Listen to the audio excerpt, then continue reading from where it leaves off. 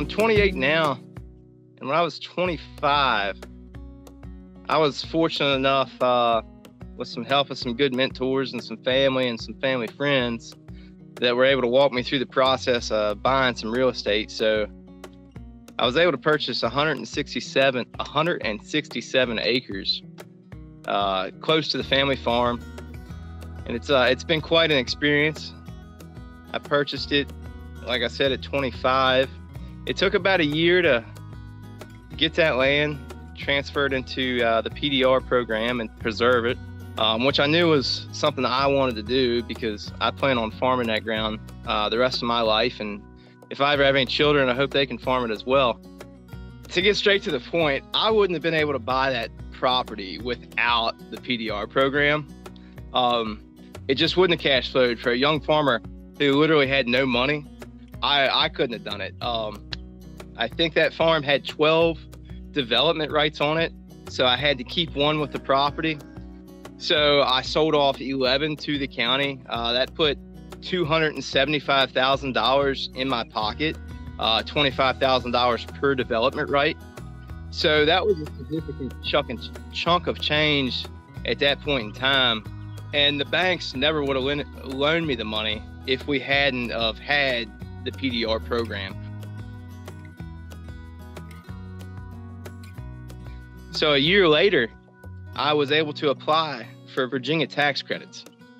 And my accountant helped me with that because that got over my head. I couldn't have done it without him, some family, some other mentors that helped me with all that application and paperwork. So they helped me through that. And through that, I was able to, I can't remember the exact breakdown, but what it came down to was I received $80,000, $90,000 in tax credits. And I was able to sell those to people that needed tax credits, because as a farmer, I certainly didn't need them. I was able to sell those for 80 to 90 cents on the dollar, which put $80,000 in my pocket. So it might have been more than 80 to 90,000 is what I got, but that's what I ended up netting by the time it was all said and done. So to bring that back full circle, I paid $4,000 an acre for the farmland, and today I end up owning it for $1,800 an acre after all that was said and done. The first year of ownership on that property was pretty challenging because I had to go through the paperwork. I had to wait to receive my tax credits. So that first year, it was a ramen noodle type of budget, but I got through it, and it turned out to be a pretty good thing. So going through the process, it was lots of phone calls to Fauquier County's Ag Development Office.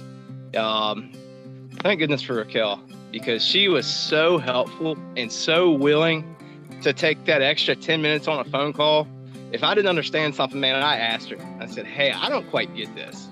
Can you break it down for me? And she did, and she had to do the same thing a couple times, but eventually I got it.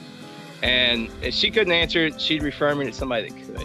So, everybody in the Fauquier Ag Development Office went the extra mile to answer my questions and help me. It's not only are PDRs and these easements preserving farmland for, the next generation and myself, you're helping a young farmer get started. And, maybe we need to change the name of this program, because that's what it was to me. I mean, yeah, I'm passionate about preserving farmland, and I want to preserve it all. But PDRs helped me get going as a young farmer, and I couldn't have done it without them.